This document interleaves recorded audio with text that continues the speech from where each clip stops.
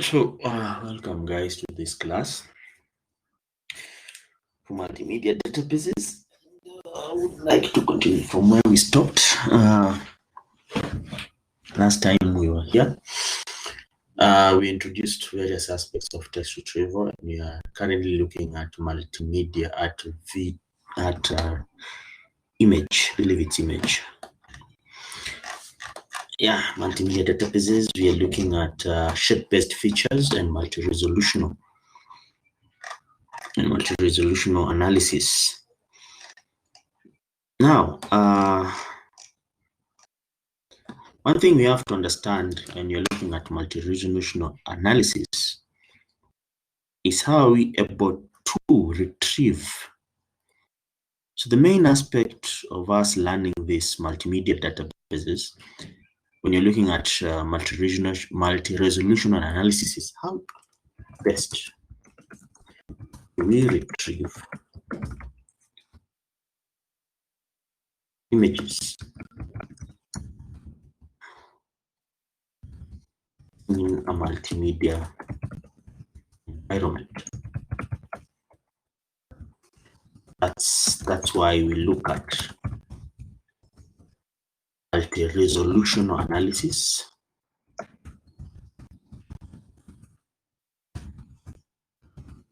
and also shape-based features.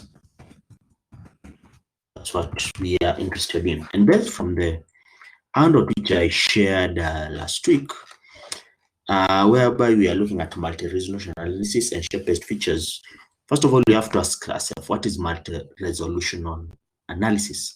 Remember that in this multimedia kind of a database you're having, from your graphics, from computer graphics, remember that most display devices and also capturing devices, those that are used to capture images. Those that are used to capture images are what we call raster-based devices, meaning that their basic element of display is the pixel. So that's one thing we have to remember when you're looking at multimedia databases. Remember that most devices we have are raster-based devices, meaning that they use the pixel. The pixel is what you call a picture element. If you look at your monitor, if you look into it, you will be seeing like small squares which are arranged one after the other in a coordinate kind of a system. Remember the coordinate system. Remember that we said that our graphic display are based on the X and Y axis. So our pixels are arranged on the X and Y axis. And thus, to display these pixels, we must do something we call multi-resolutional analysis. Okay, so one thing we have to understand with multi-resolutional analysis is we have to ask ourselves is what is this aspect we call multi-resolutional analysis, and why is it important? And why is it important in multimedia databases? So multi-resolutional analysis, MRA, can be viewed as a sequence of approximation of a given function at different resolution. Okay, so different resolution, okay, for images. So a sequence of approximation of a given function, and in this case, a given function for this case would be a given image or a given video display as a scenario at different resolutions. Okay, so that's what MRA stands for. So MRA is basically that. So I've put it the way I've put it in that scenario. Okay.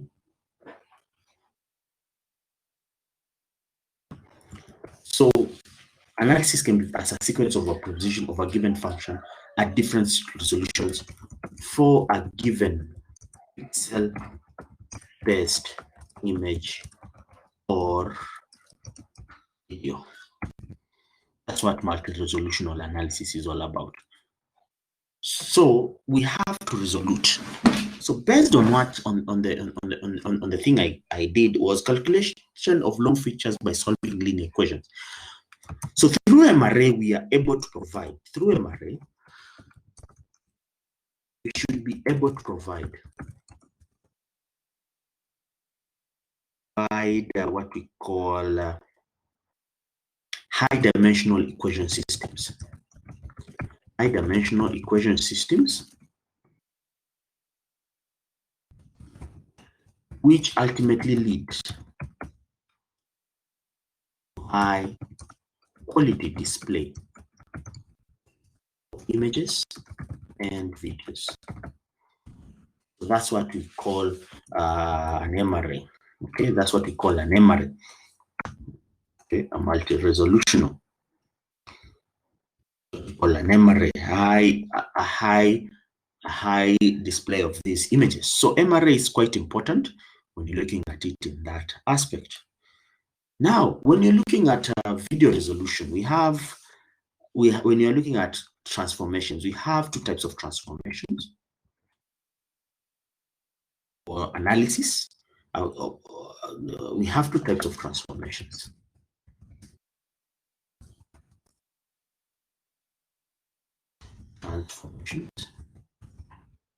We have the Fourier and the Wavelet. And the Wavelet transformations.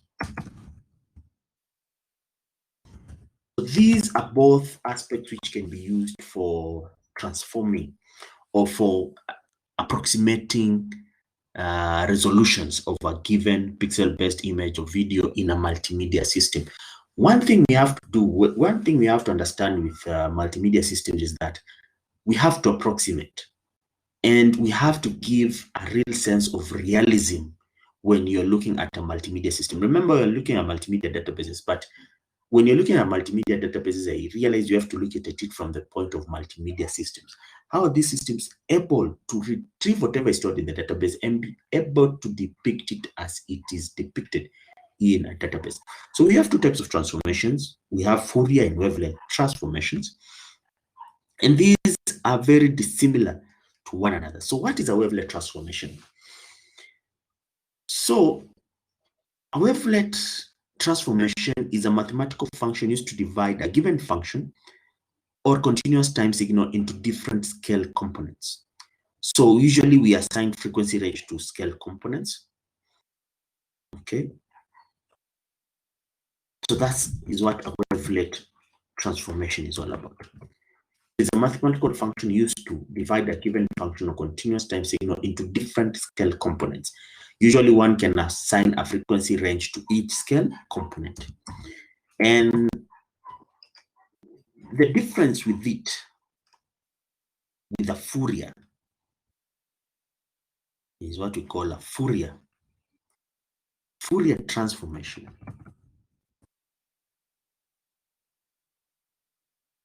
Fourier transform is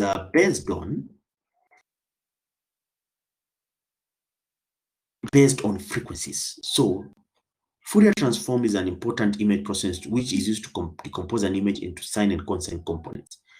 Represent the image on a frequency domain, one that is on a spatial equivalent domain. So if I was to write it, that's a Fourier transform. It's an image processing tool. So both of them, Wavelet and Fourier, are image processing tool.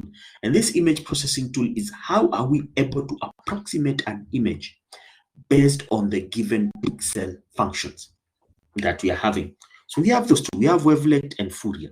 So in multimedia databases, in multimedia systems, multi-resolutional analysis is performed by either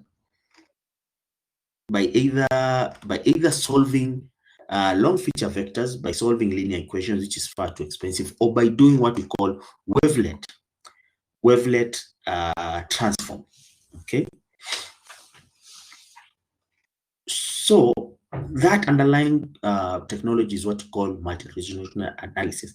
So you convert the image into a representation with reduced resolution, that is, with the reduced resolution, that means pixel count, and then storing the image information lost by this transformation in wavelet coefficients. So that's what is called multi-resolutional analysis. How can we be able? Because we have to decide if we are going to display this image, then we have to have a kind of a system whereby there is no lack of bandwidth or there is no latency, and then we are able to display this image fast. Remember, we are supposed to display an image fast with the available resources that are being used by a user. That is what is installed in a multimedia database. That's why we have that Fourier and everything that we're having. So these two, they are very different from one another. They're very different.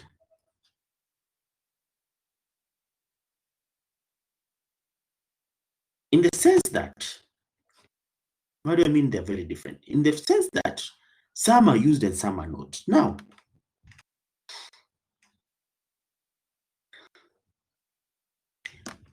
when people say that wavelet transform is better than a Fourier transform, because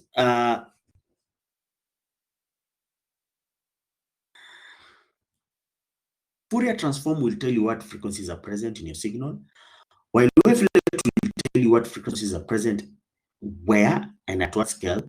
And if you had that signal change, then it will tell you where the change has occurred. That's why people decided to have what we call the wavelet transformation. So a Fourier transform, which is better between a Fourier. So if a Fourier is better, so then a Fourier transform is not better than a wavelet. Wavelet transform is better than a Fourier transformation. That's one thing. So that's where we tell you whereby there will be that difference between wavelet and Fourier transform. Excuse.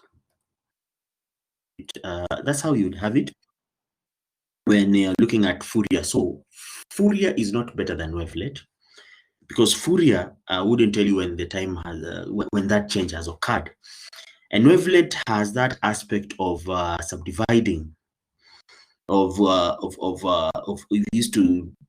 you divide a continuous signal into different scale components. So meaning that each scale component you can be able to detect when it occurred, that change occurred, and by how much that change in function occurred. So if I may just share my aspect here, my screen, whereby I will explain these things in totality, what you're looking at, but I believe you have the notes, and so it will be quite easy for you guys to understand and everything. So based on what we have, the wavelet transform of an image can be computed using fast wavelet transform algorithm in linear time. Remember, in linear time, meaning that the change in distance when you are looking at linear equations is that y is equals to mx plus c. So it's a straight line.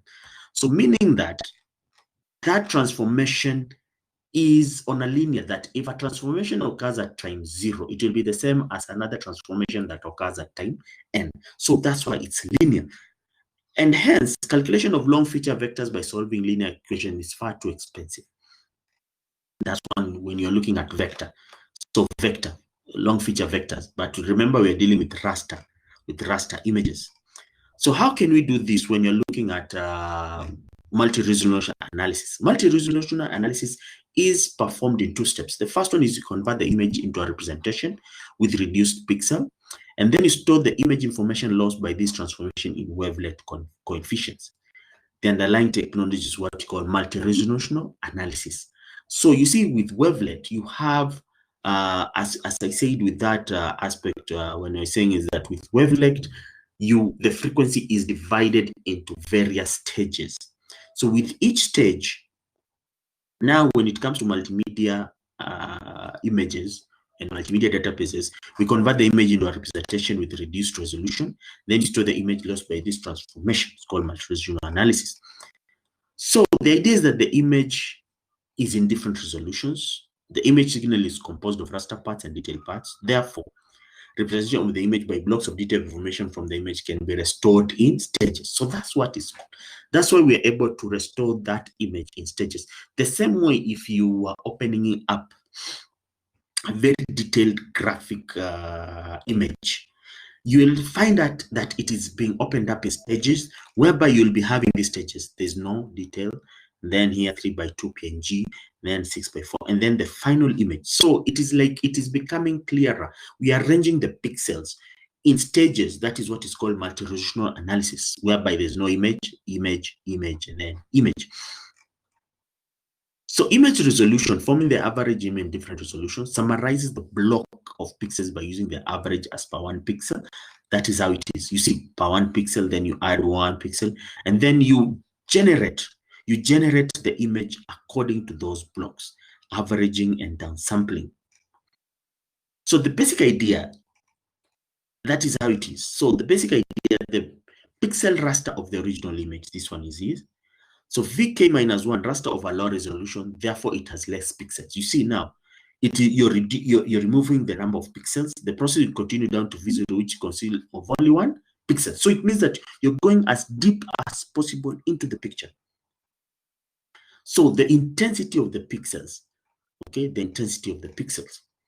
So the intensity is the mean of a set of corresponding pixels in a grid V. We have that V. VI means a grid. So V0 has the intensity, the average intensity of the output image VK. VI is calculated by VI having the number of pixels in width or height. So VI minus 1, that's what it means. So for example, this is 300 by 200. So this is how we reduce the pixels. So 150 by 200. So it means that this one is 200, 300 by 200, 150 by 100, 75 by 100, and then 75 by 50, and then not. We do not have any image. So as you can see, this is how we do multi-resolutional analysis in these kinds of stages. So if you go through those notes which I gave for the first handout, you'll be able to see that multi-resolutional analysis. So the thing is, how are we able to display this pixel intense image onto our streaming media? Remember, when you're looking at multimedia databases, multimedia, we are looking at it in terms of streaming, both audio and images. So this is how we stream images, how we are able to ensure images are accessible online, and all of that. These are the details of how we can be able to do the analysis of these tools. So we have high pass and low pass filter for those analyses.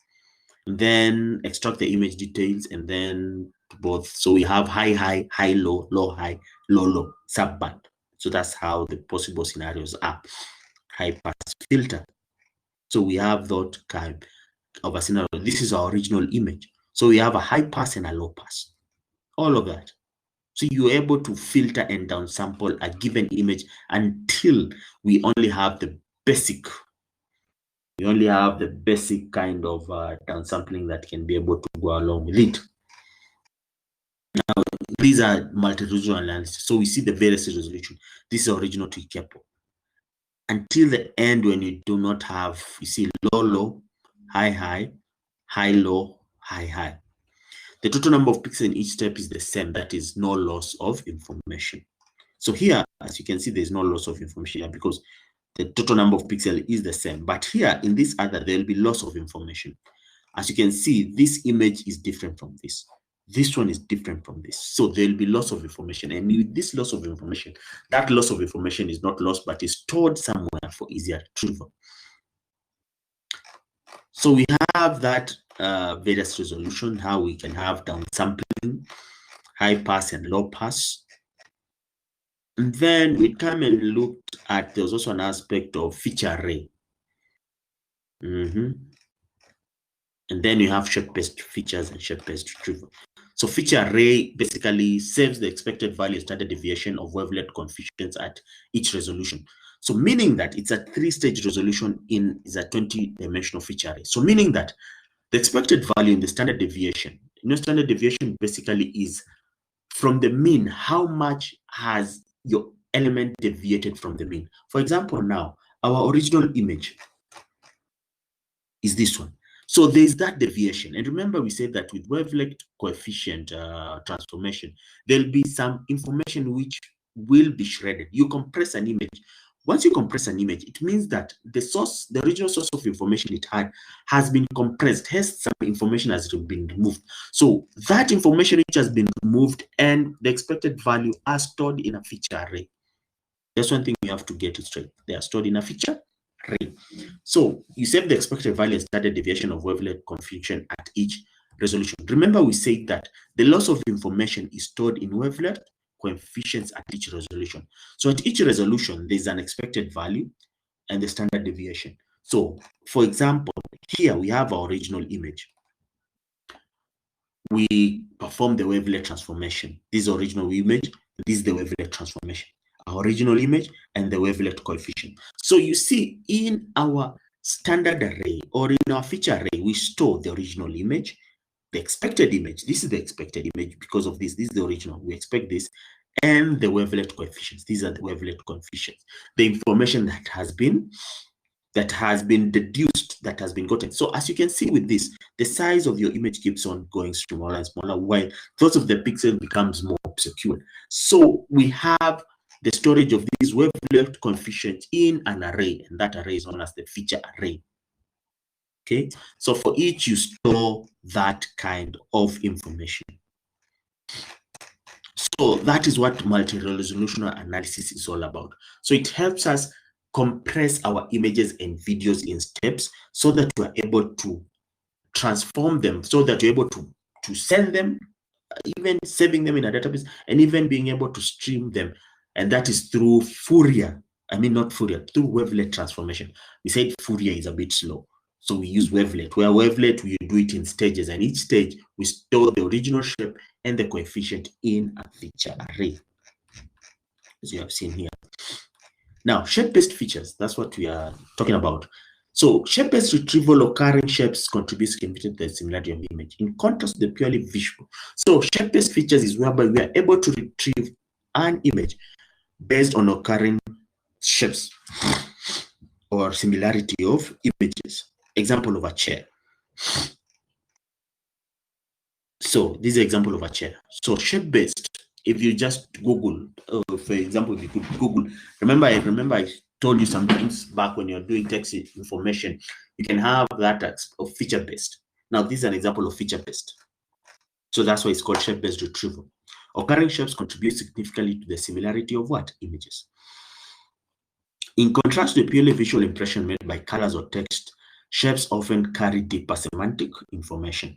A displayed item is often independent of color. However, usually identical items have an identical what? Shape.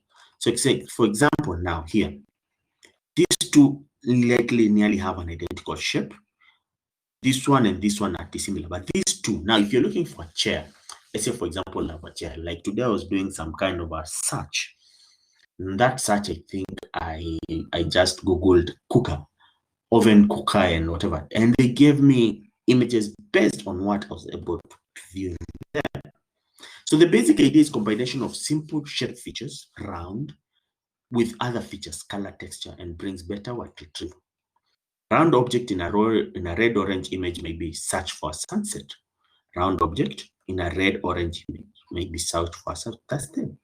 That's the truth. So the basic idea is find all codes, so even more complicated. So the basic idea is whereby you combine simple shape features with other features such as color or text. So that's what shape-based feature is.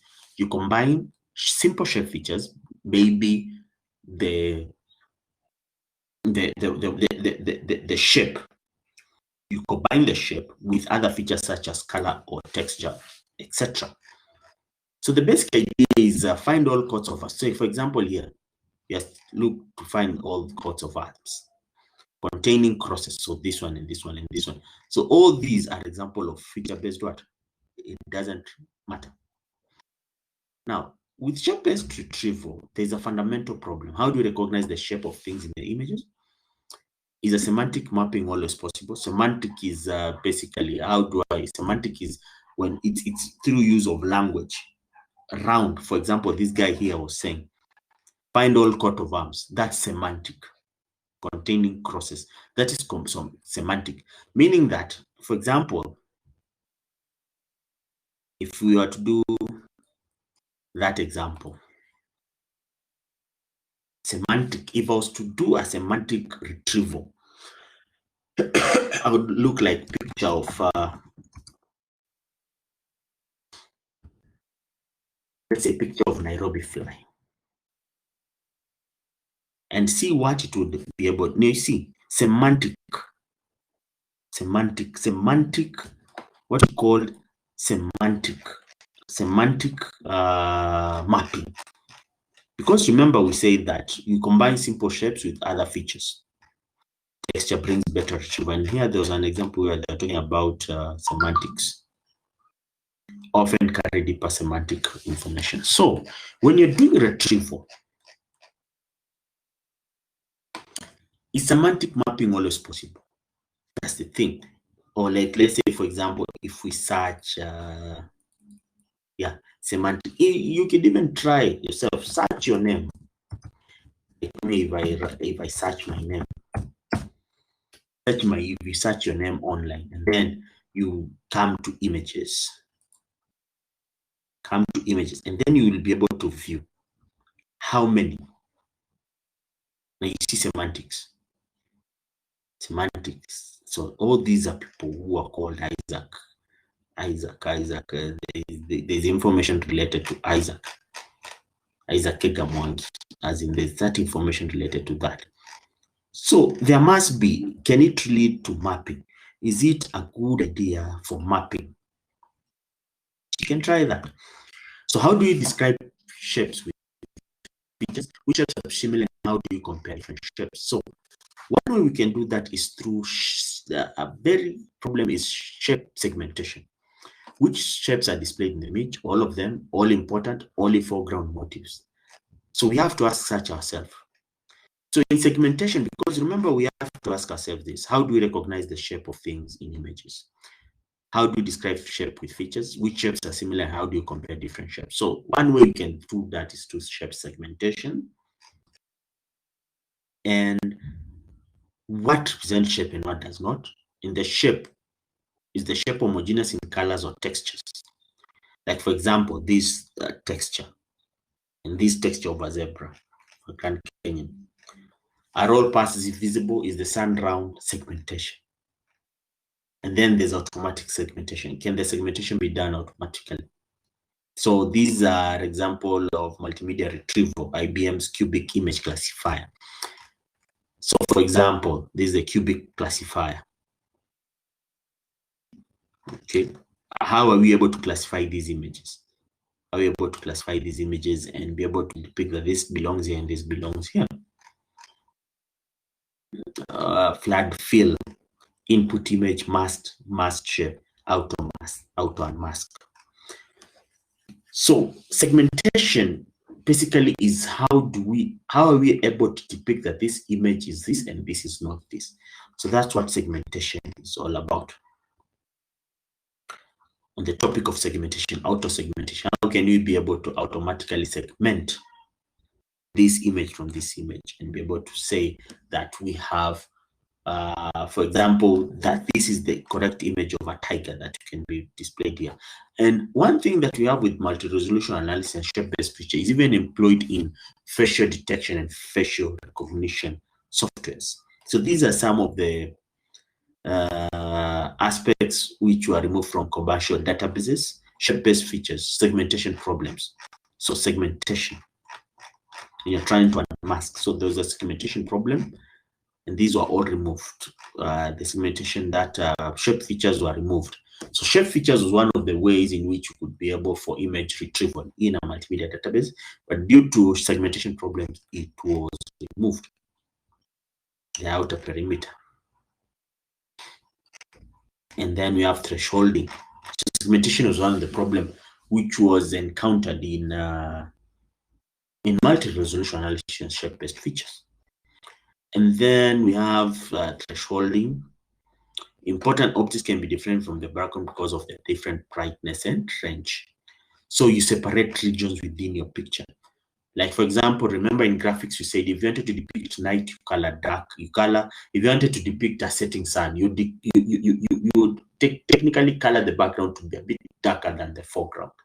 If you wanted to depict depth, you'd color the inside part of a well darker than the outside part. So that is what is called thresholding. So how do you separate the background? How do you separate the background from the foreground? So that is through basically thresholding. So we have two types of thresholding. We have various thresholding. We have fixed thresholding. We have flexible thresholding. And then we have ISO data algorithm. We have those two types. Sorry, we have those types of thresholding, fixed and flexible. Fixed, you apply it throughout the whole image, while flexible, depending on the gray value histogram. So new threshold for each image. Okay. Thresholding, we have the ISO data algorithm proposed by Ridley and Cavalli. Divide the gray value histogram into two parts. Calculate the expectation value of the gray value in the left and right part. Compute new threshold as the average of the two expected values. And then you have the triangle algorithm by Zach and others. Connect the axis in the histogram with the highest brightness value. Maximize the distance to the connecting value. Thresholding is minimum shifted by some constant value. So an example of thresholding is whereby you have magnetic segmentation. And then there are also area-based algorithms which evaluate thresholds of individual image in order to segment an image. Area-based algorithm for color approximation, for color images. So we are here, segmentation. So we are able to segment that this is what do you call a chameleon. This is the background, and you're able to defend that this is the ground and this is a rock according to the texture, and this is a chameleon and this is an animal according to the texture of that animal. Okay, so advantage of the thresholding is that it's very simple procedure. Disadvantage is that how do you determine the right threshold? And then supposition for strong color or gray value change between foreground object and background. And then problem, there's decomposition of complex object. So that is the disadvantage we have with thresholding. With thresholding. Nakufanya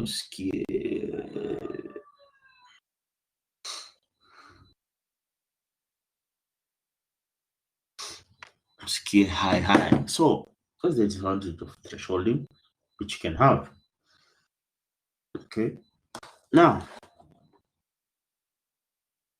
so strong color change between the foreground and background. So you see thresholding, strong color change. So here, if you look at thresholding, the guy this shirt is wearing, it's the foreground color is darker than the background color. If you look, it's more pronounced than the background. So you can actually see like there's a bump. You see, it is like coming like a bump. Here you come, and then there's a bump coming here, and then the end of the bump, and then continuation. And then another method is we have talked about segmentation and thresholding. That is for shape-based feature. So we have segmentation, we have thresholding. Segmentation is whereby you're trying to segment various parts of an image.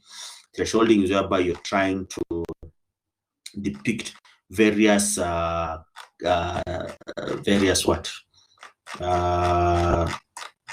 trying to predict various elements in a picture depending on the variety, whereby you're trying to measure or to vary between the background and foreground colors in an image or even a video. And then we have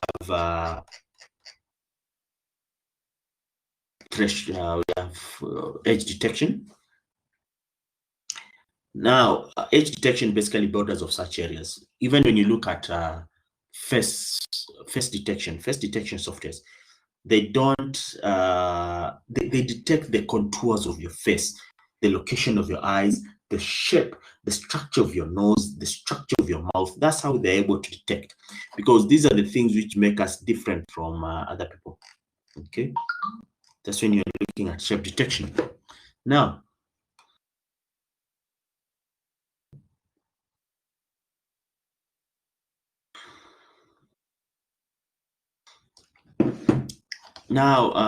there are various aspects used for how to determine the gradient.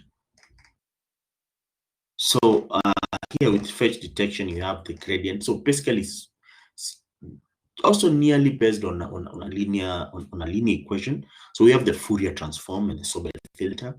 So we have the gradient-based methods. So that's how you do edge detection. And then the advantage is more simpler filter. It's very substitute to noise before blurred or image continuous. So, and then you have edge detection pass. All that. So that is how we do shape-based or multi-regional analysis and shape-based features. So those are some of the methods, the watershed, the methods that can be used for shape-based features. Now, shape-based features, continuation, you have chain coders, area-based retrieval, moment, invariance, and query by example. And we have segmentation, provides multiple different possibilities for representation of individual objects or the entire image. So generally speaking is that with that aspect of shape-based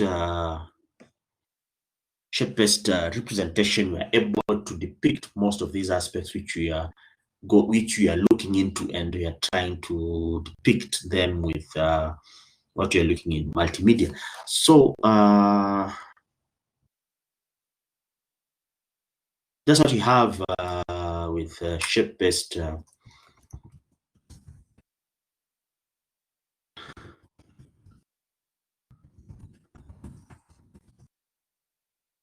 with shape-based analysis. Okay.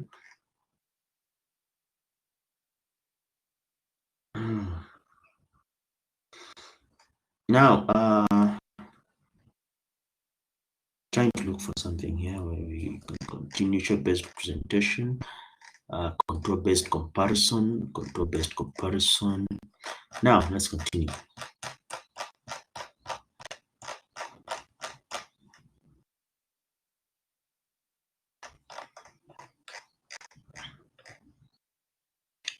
Shape-based features. Now, we are talking about shape-based features today. So, shape-based features. Share my screen. I want to depict the main areas which you can look at when you're looking at shape-based features. Okay, yeah. Okay. Now, we talked about thresholding, edge detection, and morphological operators. I'm not talking about morphological operators. You see at the end, there are so many. There's even watersheds and morphological operators, dilation and erosion, source image, example of dilation with various structures, original pixel, and the new pixel. See the original pixel here and the new pixel, original pixel and new pixel. Now, shape-based features. We have these features. We have chain codes, area-based retrieval, moment, and query by example. So shape representation, segmentation provides multiple different possibilities for representation of individual objects or the entire image. So individual objects, description of contours, description of the area, hybrid, entire image, description of the dominant edges, that is the edge. So the only way you can describe an entire image is if you describe the dominant edges in that image. Shape-based image similarity allows for different interpretation. Images similar shaped with these two, dominant and similar.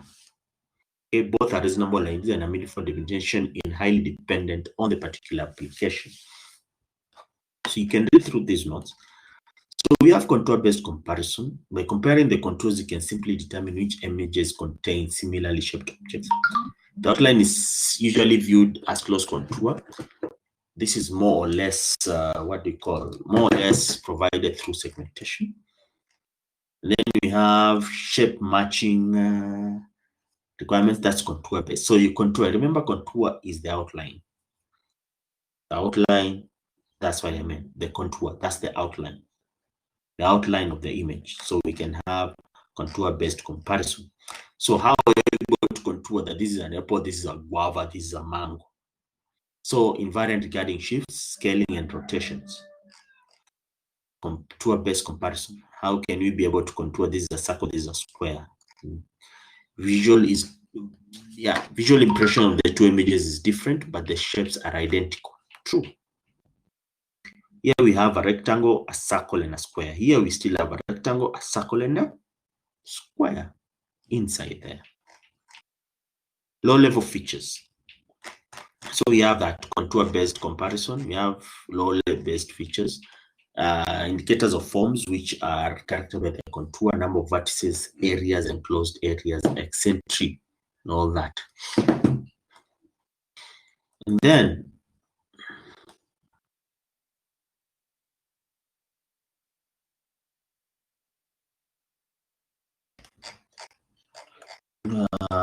chain codes. Talk about chain codes, also known as Freeman codes. So this is one way of doing shape-based features, chain codes. So a very simple pixel-based distribution of a form. So here we are talking how we can be able to describe a form through high-level contour-based comparison and low-level features. Now here is one feature, shape-based feature, which is chain codes, and pixel-based distribution of a form. The contour is traversed either clockwise or inverse. Changes of the edges in direction are logged, and each pixel receives a code depending on its predecessor. So direction codes go like this, or like this. So these are the direction codes. Translation invariance is clear in this way. For example, if you are to do this, it would be 1, yes, and then 0, yes. Then they're saying 1, 2, 3. So translation is it. So we translate it how? Is the contour is transversed either clockwise or inverse. So let's see. So we start here. That is where you start x1. Go down, that is 0. Then it goes 1, 2, 3 again. Yeah, 1, 0, and then 1, 2, 3. Yeah, like that. Yeah, 1, 0, and 1, 2, 3. Okay. For scaling invariance, remove equal conservative numbers, works purely with complex shapes. So here, how can we be able to work? So rectangles have the same codes as squares, as it is true. 0, 0, 6, 6, 4, 4, 2, 2. So it's still the same. Reduce chain code. Opposite direction receive the same encoding. Reduce that. That's a variation of the chain code. So that's one method. One method of chain codes, invariance, and everything. So here I just want you guys to know how we are able to do shape-based features in multimedia. And the one way is through chain codes, as we have seen. It's really good to know these things. And then you have the advanced, and then the advantages, relativistic scaling and rotation invariance. And you have area-based retrieval. You have the first one is chain code, the second one is area-based retrieval.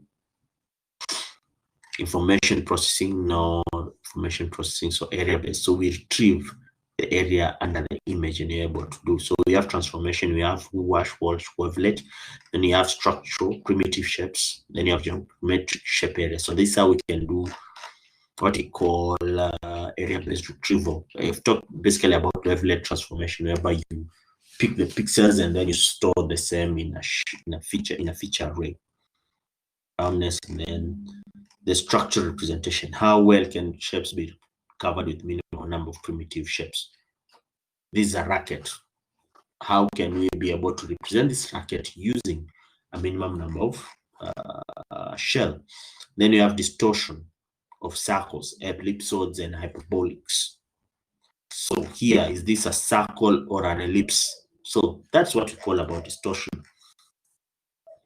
Minimal coverage, and then the encoding of each shape is requires a certain length, and only primitives are used in representation subset flows.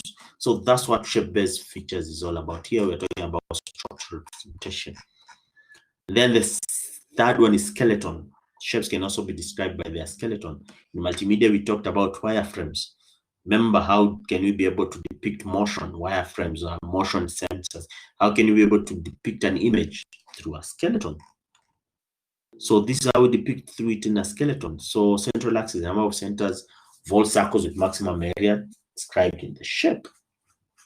So circles actually, when you're looking at skeletal frame, if something is in a circle, it depicts that with the circle, there can be movement.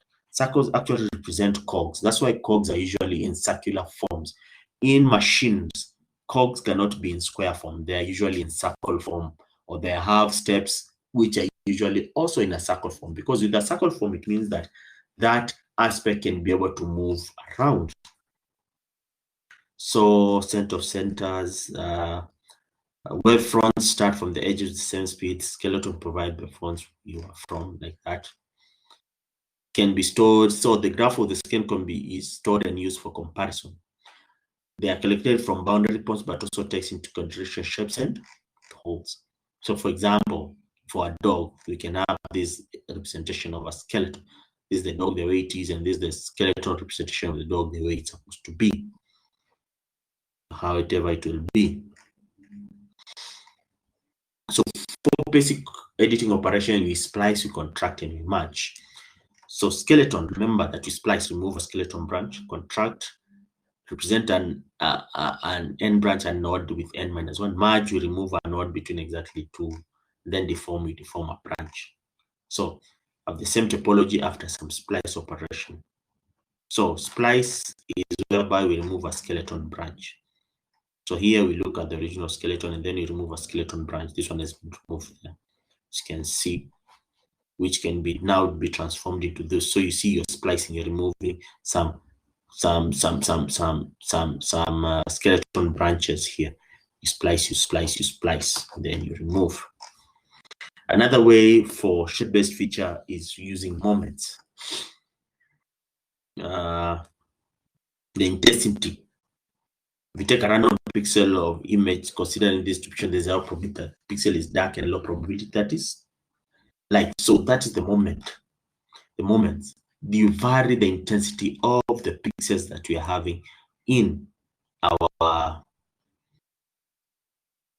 in our image, so that you can be able to do.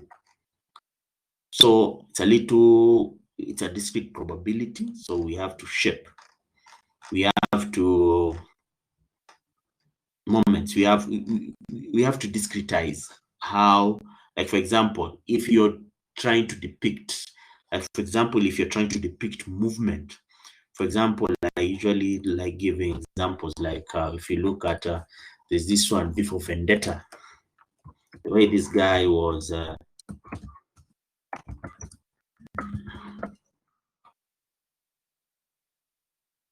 maybe it's in the final scene or somewhere whereby this guy was trying to kill. Yeah, final fight scene, this one.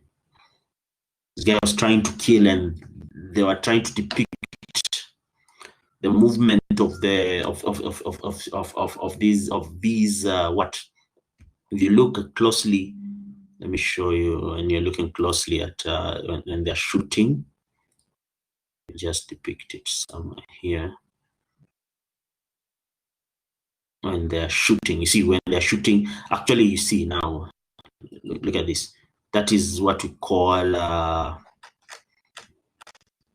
moments. So you're trying to capture the moments of that, so the pixels. So here you're trying to show that bullets are moving. So that's the only way you can be able to vary the pixels, so that these bullets are moving. They flash quite quickly. So in the flashing those bullets quite quickly, they're actually showing the bullets. Now look at this guy when he's doing the sword fight. Look at this when he's doing, you see, when he's throwing the sword.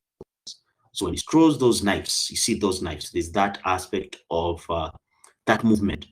That is moments. That is moments showing that actually these things are going at a speed of light. And look at the way he moves around. You see now, again, when he's doing those, now when they're changing, you see when he slices these guys open and then the blood goes like that.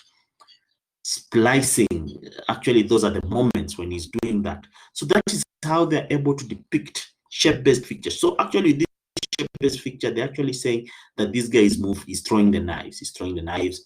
This one, you see, it's smoldering hot because he has already shot it. This, the knife is moving. So it means that this guy is actually moving quite fast, even before these guys can be able to even change the bullets of the gun and everything. You check that movie out sometime when you're looking at it. It's a very nice movie. Before Vendetta, and they're having that example of shape-based features and the image moment. And shape-based features, it actually looking when you're trying to depict a cartoon. In a cartoon.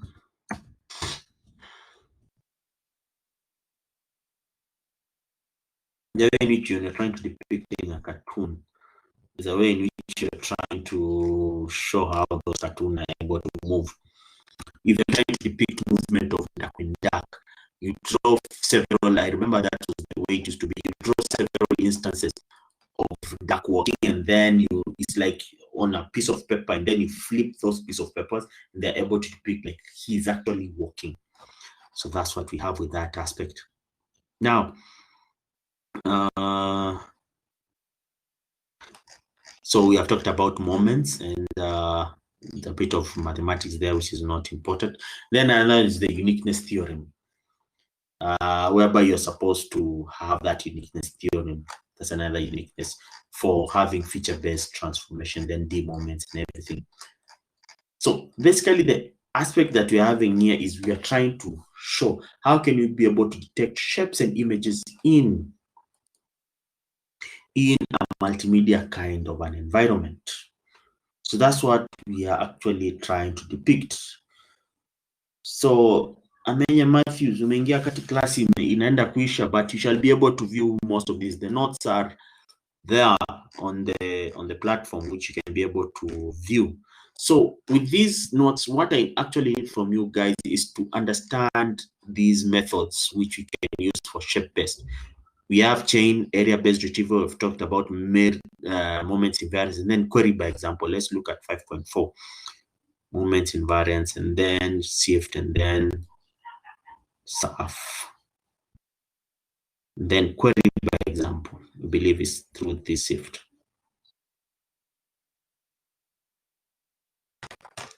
Moments invariance, and then we are not actually interested in these mathematics. These mathematics are not interested. We just want you to understand the basics behind this aspect. Now we have these query shifts.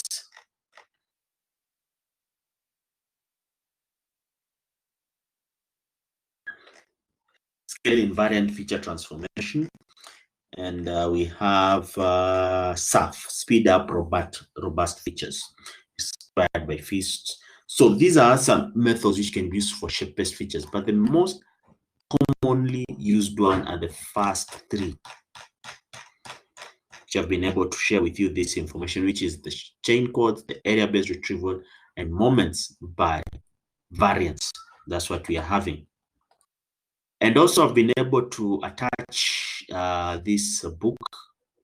This is also another handout, although it's a detour from our normal. It's about image and video fundamentals in multimedia. And here we will be able to understand about the quantization, pixel resolution. So this is an example of pixel resolution, all this way. So monochrome until from grayscale up to monochrome. So how we're able to depict this is an image of fruits on a ball, and these are not the images of fruits on a ball. That's what we have with that aspect of shape-based, and also the one which we are talking about, the shape-based and multi-resolutional analysis, which we have now. For now, I know that I've come to the end of this discussion with you guys. At the end of this discussion, I think I waited for you. I think you guys thought that there was no class, but there was a class today. So what will happen is that we shall wait for this video to finish uploading. We shall wait for it to finish downloading, and then after it has finished downloading, then you can be able to, I will try and send the link, and then I'll delete the video because we're supposed to delete these videos from the BB version. But from next week, I think I'll be doing pre-recorded video, and I'll be storing them on the, I think that's what I said. I'll be storing them on YouTube, and I'll be sharing the link with you guys so that you can be able to access the videos on YouTube and be able to look through them. Okay, I know it's really hard to talk for around more than 1 hour alone. It's really hectic, but I've really tried. Unless you have a question, Amenya, I think you'll be able to find the videos. You'll be able to continue.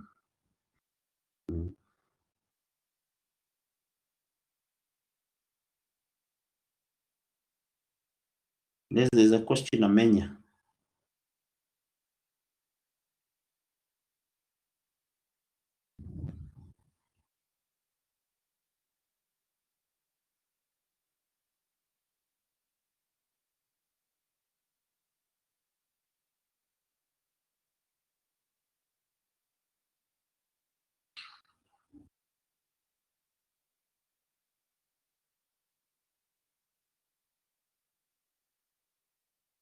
Okay, yeah.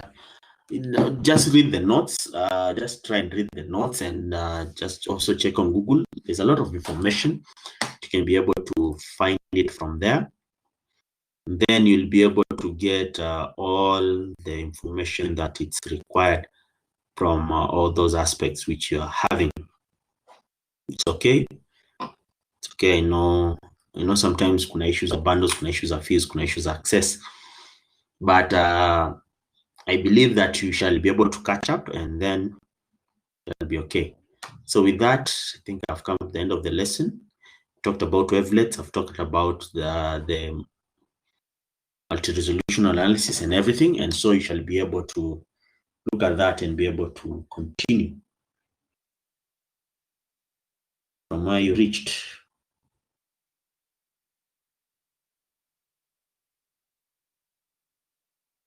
Okay, so you guys have a nice day, and tell the others to check out the notes. So. Okay, so You are thank you. currently the only person in this conference.